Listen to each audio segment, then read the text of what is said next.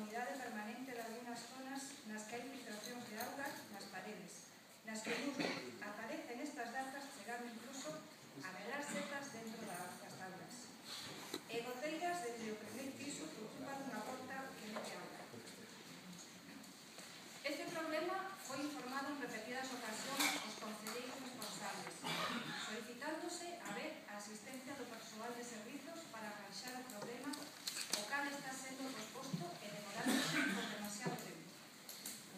Queremos saber como se vai arranxar isto, porque os nenos e nenas da escola teñen que estar respirando por dignidade.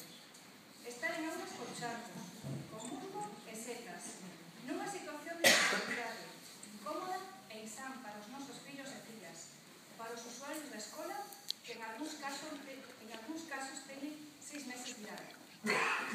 Queremos saber tamén, coñecedores do perigo que ten a estrada que pasa de fronte á escola, pola que os vehículos circulan a altas velocidades, por que non se instala